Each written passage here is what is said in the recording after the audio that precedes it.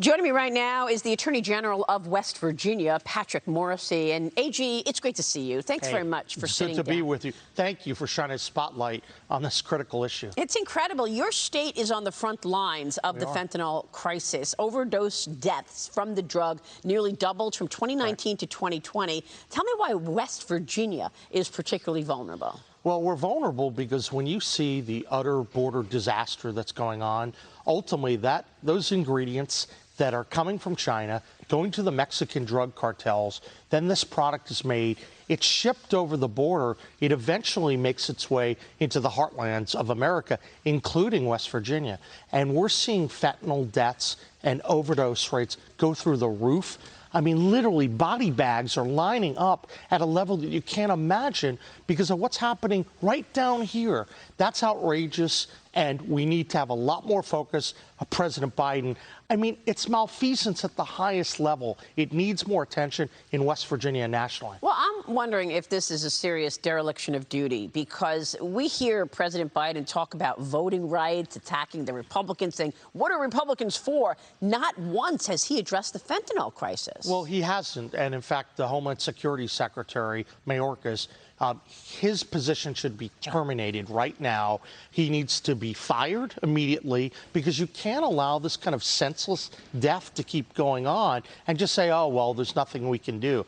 We've been pressing the Homeland Security Department, Biden, and now we just wrote a letter to Secretary of State Blinken with 16 state AGs because we think that Biden and Blinken need to pressure the Mexican government to crack down on the Mexican drug cartels, because that's where this problem's coming from. Well, these cartels are making so much money. Yesterday, when we were together at the border wall, one of the agents told us that just from human trafficking, these Mexican cartels are making $100 million a week. That's right. A week.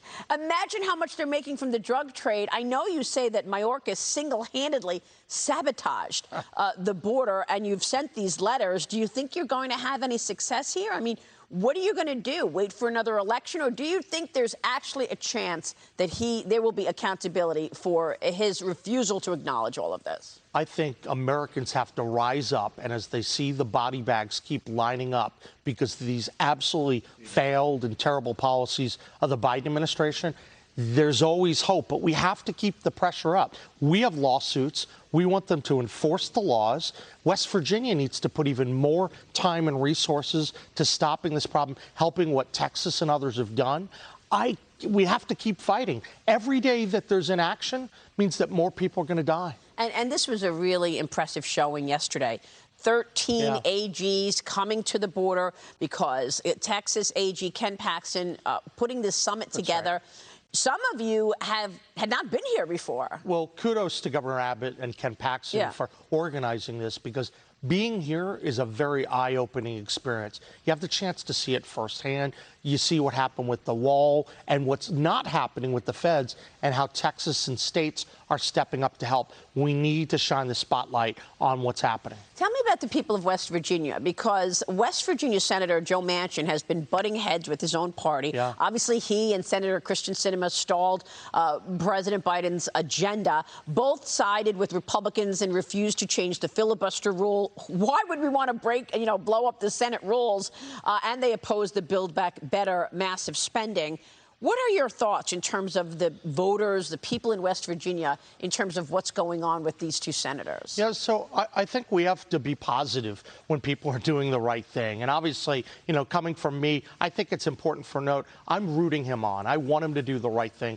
And West Virginians like when folks stand up to the federal government, what's happening. I would ask Senator Manchin to use some of that energy right now to pressure Biden, to get him to focus a lot more on the immigration disaster, on the fentanyl flooding into our state. That's the number one issue from my perspective. Look, COVID's important, but fentanyl, people are dying by the bucket load, and it's not getting the attention. What can you do about it? A couple things. Number one, we're joining litigation to uphold the laws. Texas has taken the lead on a lot of the immigration cases. We filed a lawsuit against the Homeland Security Department, and we're going to train a lot of pressure with the AGs on Blinken, on Biden, on Mayorkas, and others. uphold the darn law and start to pressure these Mexican drug cartels. We also have to look at the financial streams, the amount of money that's flooding into the U.S. with these safe houses and the resources coming in. It's a huge problem, and it deserves the attention. Start to look at those financial streams. Of course, and look at the journey that these people are taking. There's rape happening, human trafficking.